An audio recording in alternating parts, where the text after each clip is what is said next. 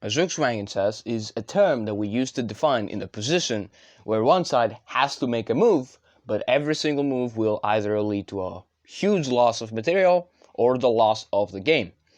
And this can happen primarily in endgames, where sometimes moves and decisions can be very crucial in the endgame, or in very deadlocked positions with very little movement, especially in king and pawn endgames or in queen endgames, are most commonly seen in action.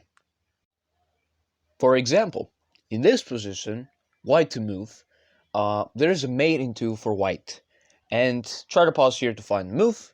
The move is rook to a6, sacrificing the rook. And this is a ZUGZWANG. If you take the rook with black, you get checkmated.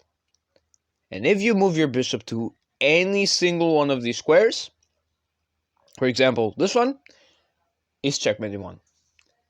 This is another example, and one of the most well-known examples, of a ZUGZWANG.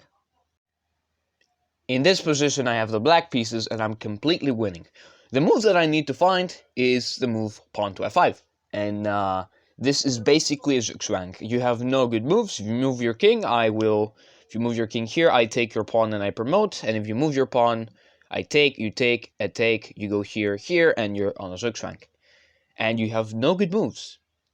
But instead, I play the move f5, and this doesn't force a ZUGZWANG, and my opponent is able to capitalize, and I instead take the pawn, and now I'm in a ZUGZWANG. And any of these moves that I play will lose me the game.